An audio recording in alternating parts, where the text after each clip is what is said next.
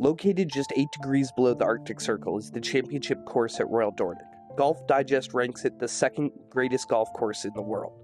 And while lists and rankings are subjective and can fluctuate, everyone can agree that while there might be a few other courses as good as Royal Dornoch, you would be hard-pressed to find a better one. Tom Watson claimed it's the most fun he's ever had on a golf course. Pete Dye remarked that no other links has quite the ageless aura.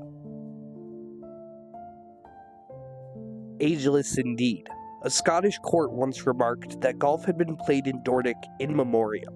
Actual evidence suggests that it has been played there since 1616, when Sir Robert Gordon bought clubs and balls for his nephew, the 13th Earl of Sutherland, to play on the Dornoch seaside.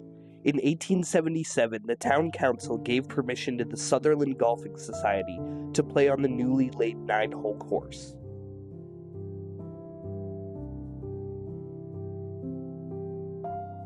After having trouble getting off the tee, I hit a good iron up to the front of the green, used putter to get on, and knocked in a short one for par. Tom Watson said the most difficult shot at Royal Dornoch was the second shot on number 2, and it's easy to see why. 2 deep bunkers guard the front of the green. A grassy mound in between them diverts the short shot into either bunker. It's a plateau green with a steep fall-off on both sides and in the back. The green slopes back to front. I hit my shot into the front right bunker, and actually hit a pretty good bunker shot out, leaving myself a 12-footer downhill for par.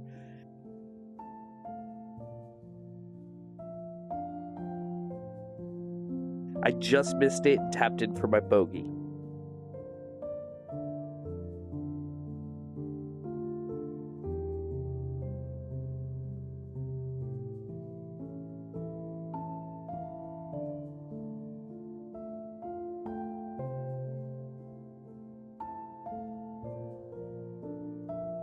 A man named Alex McHardy was the first secretary at Royal Dornoch. Called the pioneer of golf in the North, McHardy was a prolific architect and is believed to have built at least 90 courses. He also coached many beginning golfers at his own expense, simply because he had a mad devotion to the game. This devotion is palpable at Royal Dornoch. Dornoch, unlike the exclusive clubs in the United States, welcomes all, including a weekend warrior like me.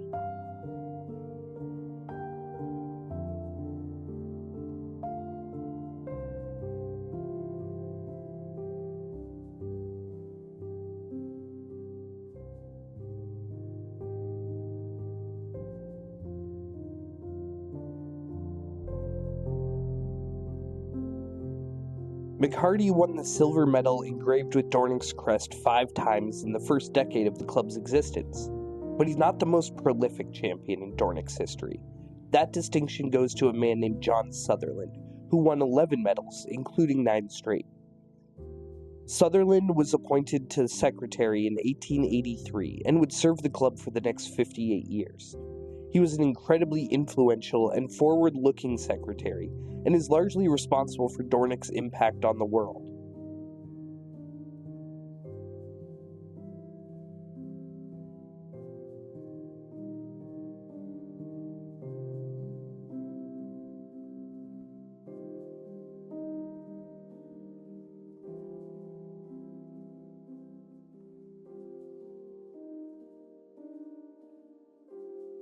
After a pretty brutal triple, I needed to right the ship. I striped a drive down a wide fairway that played significantly downhill. It left me with a little flip wedge into the green, which I made sure to get on the putting surface and give myself a chance for birdie.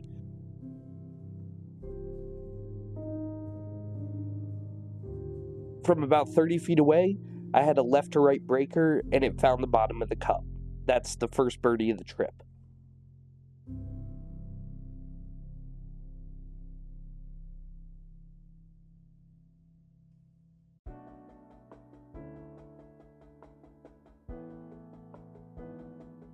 In 1886, old Tom Morris visited Dornoch and laid out the rest of its 18 holes. After playing a nearly perfect round with Sutherland, old Tom, who knew more Scottish golf than anyone, declared, "There cannot be better for golf."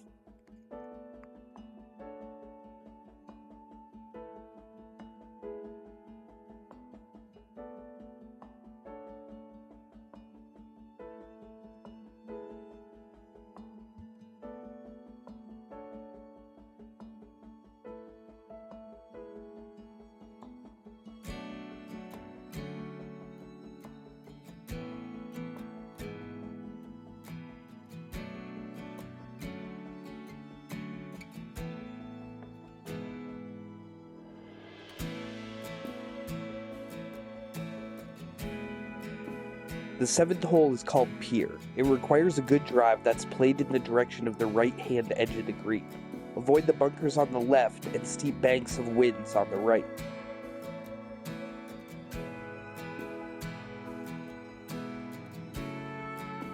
I didn't do a great job of avoiding on the right, and I had to punch out.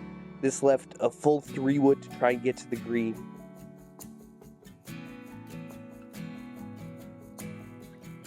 I came up short.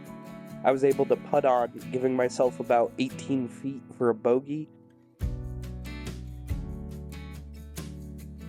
I hit a good putt, and I walked away with a well-earned 5.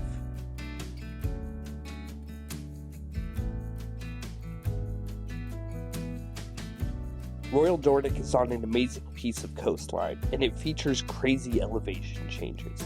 The first time that really comes into play is hole 8, Dunrobin, where you hit a blind drive over a hill down into a lower flat area.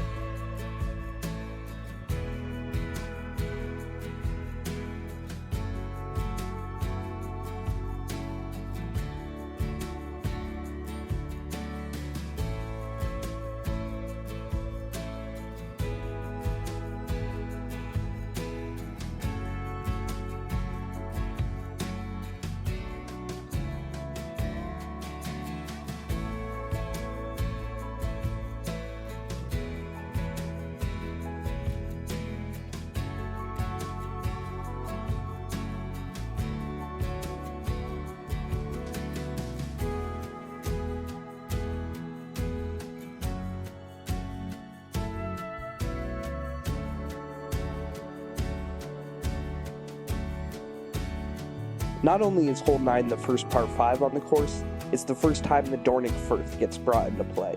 I rope hook a drive left towards the water, and while many golfers make the joke that they're going to the beach, I actually did. I managed to recover well, and I hit a mini driver up towards the green for the old driver 6-iron mini driver combination to reach a par 5.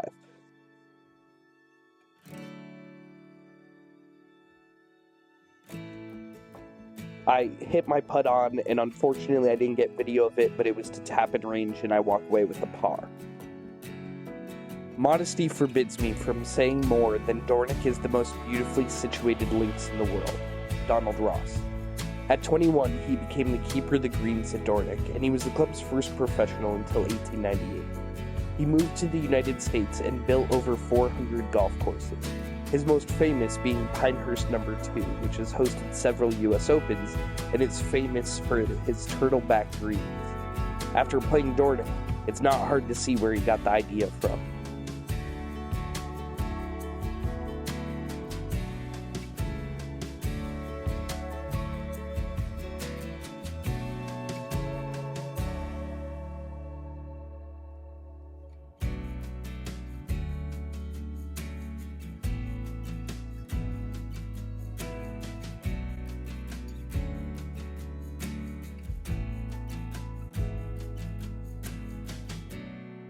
From 1904 to 1907, 5-time Open champion J.H. Taylor summered in Dornoch.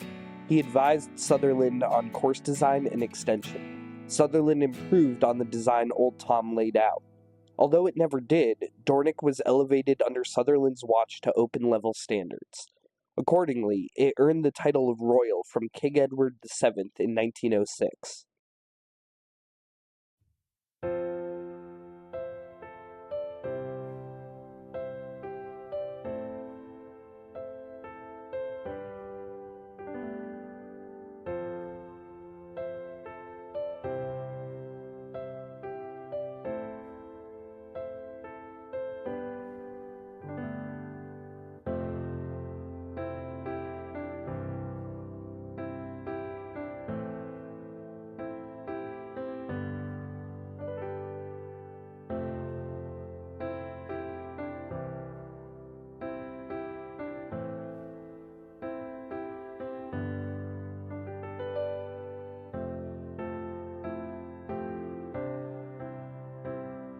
In 1901, Andrew Carnegie presented a silver shield to the club. To this day, the club plays for the shield during a week in August. Between its ties with Carnegie and Donald Ross, Dornoch's connection to and influence over the U.S. is incredibly strong. Ross once said that no American golfer should omit to go there, where he will find the best golf, a royal welcome, and no rabble.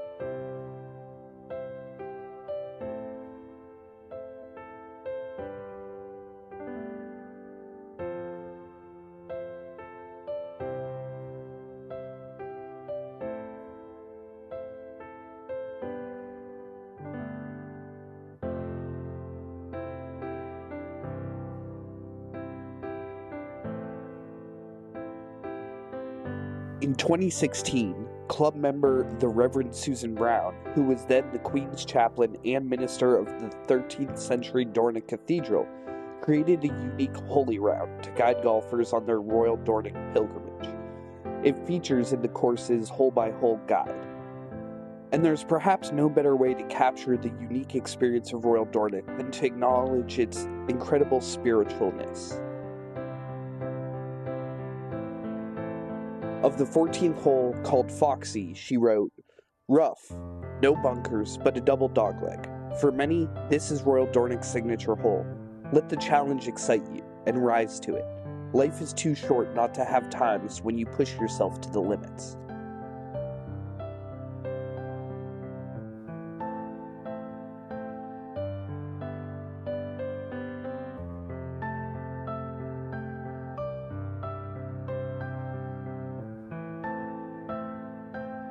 A crowd of around 1,000 descended on the links in 1906 to watch an exhibition match featuring the reigning Open champion James Braid and another legend, Harry Vardon. The finest golfers of their era, they are hailed as the Great Triumvirate, along with Dornoch summer visitor J.H. Taylor. Vardon, a record 6-time Open champion, later wrote to the club stating, "You have indeed got a fine golf course there at Dornoch. I should think it is the best in Scotland."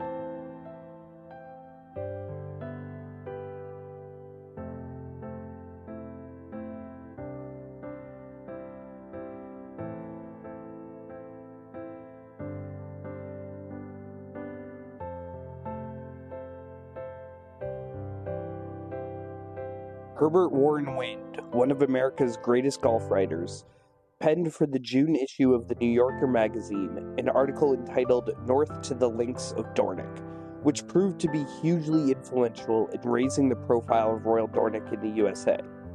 While noting the then challenges involved in journeying to the Highlands, he observed, "This same remoteness explains the unique position that Dornoch has long held in golf. For over half a century, it has been regarded as one of the outstanding courses in the world by men close to the heart of the game, yet very few have ever played it. It's this remoteness that makes Dornoch the most beautiful course on earth."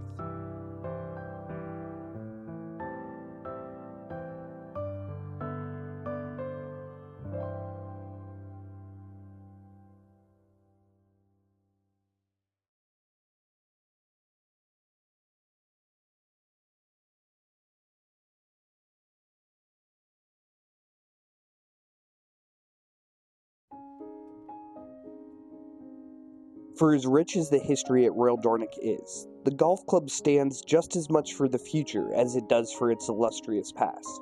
Royal Dornoch is proud to have one of the leading junior golf programs in Scotland. In fact, it is the only program in Scotland to have 50% or more of the local primary age children regularly attending. Each year, Dornoch delivers over 600 coaching sessions and runs over 100 competitions for juniors who range between 4 and 18 years old, just as John Sutherland intended.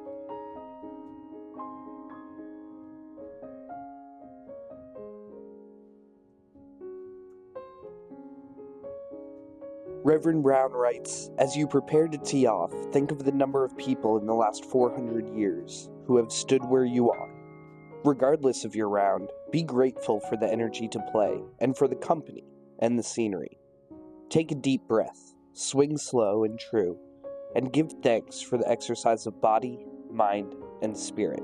I wish I'd taken the good Reverend's advice. I swung too hard and topped my tee shot, but the great thing about golf is I found it and I got to hit it again.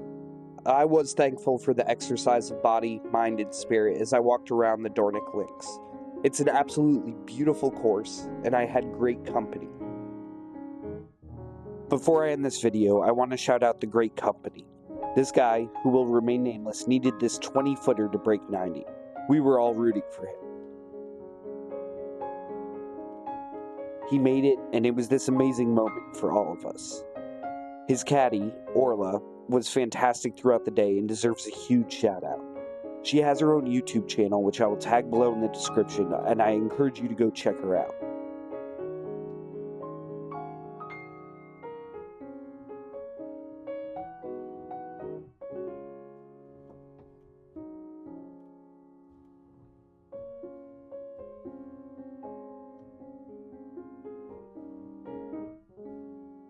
As we walked off the 18th green, it struck me how I made the pilgrimage to Dornoch as a solo golfer, but left more connected to my environment, my fellow man, and myself than ever.